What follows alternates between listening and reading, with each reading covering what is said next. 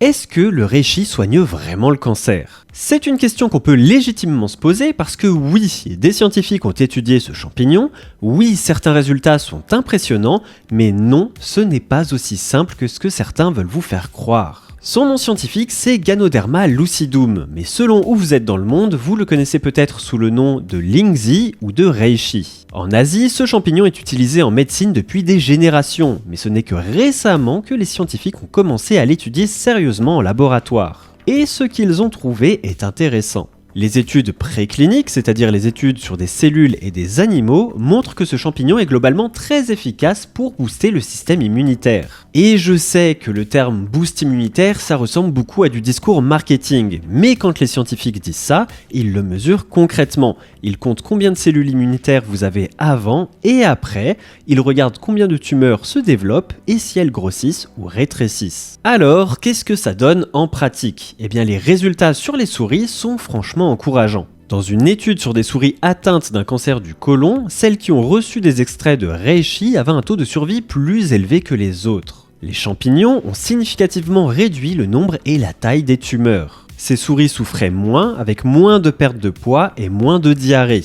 L'explication probable, c'est l'action anti-inflammatoire de ce champignon puisque le cancer du côlon prospère dans les zones inflammées.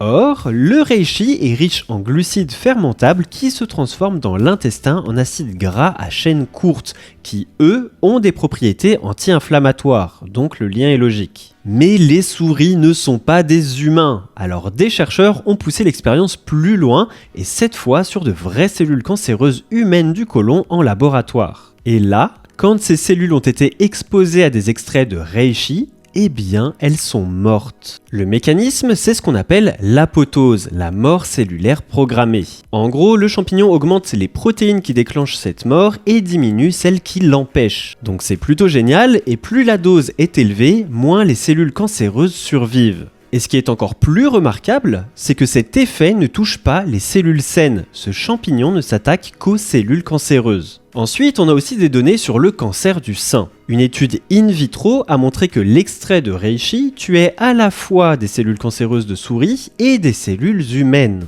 Et les cellules qui survivaient voyaient leur capacité à se propager bloquée. Le champignon amenait avec lui davantage de cellules immunitaires combattantes, dont des lymphocytes TCD8+, et des cellules naturales killer qui s'attaquent directement aux cellules cancéreuses. Ces mêmes résultats ont été confirmés in vivo, c'est-à-dire chez des souris vivantes, et dans ce cas, il y avait significativement moins de propagation du cancer dans le groupe qui recevait l'extrait. Et puis, il y a une piste encore plus prometteuse. Le cancer des ovaires, ça se traite principalement avec une chimiothérapie appelée cisplatine. Le problème, c'est que certains cancers deviennent résistants. Le cisplatine fonctionne en partie en augmentant les espèces réactives de l'oxygène dans les cellules cancéreuses, ce qui les tue. Mais les cellules résistantes ont développé des défenses qui maintiennent ce niveau bas.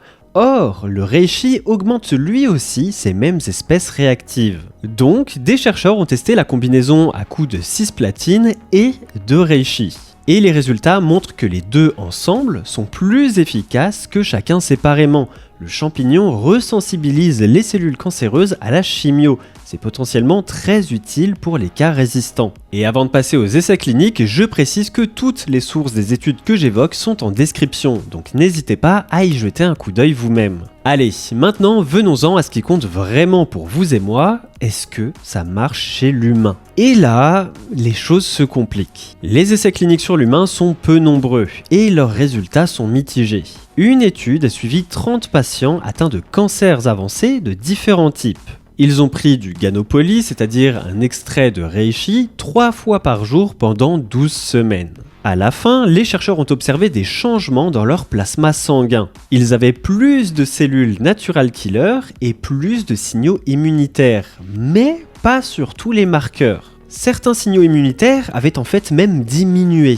Donc globalement, augmenter les natural killers est un bon signe, surtout chez des patients en stade avancé où elles sont souvent peu présentes. Mais avec un si petit échantillon et des résultats aussi hétérogènes, difficile d'en tirer une conclusion claire. Une autre étude a été menée sur 96 personnes dont la coloscopie avait révélé des tumeurs colorectales. Pendant un an, un groupe prenait un extrait de reishi chaque jour alors que l'autre groupe ne prenait rien. Au bout d'un an, le groupe contrôle avait plus de tumeurs et plus grosses alors que le groupe reishi en avait moins qu'au départ et elles avaient rétréci. C'est encourageant, mais le tableau n'est pas parfait. Seulement environ la moitié des patients du groupe traitement avaient réellement vu une réduction, l'autre moitié non. Donc ça semble fonctionner pour certains, mais pas pour tout le monde. La question est alors de savoir quels sont les profils pour qui ça marche, mais ça, c'est à une prochaine étude de le déterminer.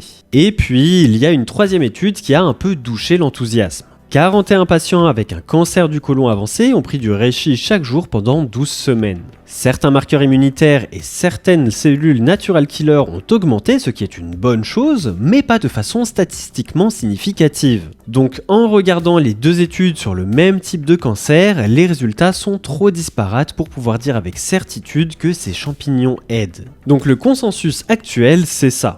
Le reishi ne remplace pas la chimio. Il ne remplace pas la radio et il ne remplace pas non plus votre oncologue. Que tout ça soit bien clair. Mais si votre médecin est d'accord, vous pouvez en prendre en complément de ces traitements et selon les données disponibles, ça pourrait potentialiser leur efficacité. Et si comme moi vous n'avez aucun problème de santé mais que vous souhaitez simplement booster votre immunité avec l'effet anti-inflammatoire du reishi, je vous mets en description un code promo pour vous procurer du reishi de qualité issu de laboratoires français. Toutes les sources sont en description et à très vite pour de nouvelles vidéos sur Inner Fuel.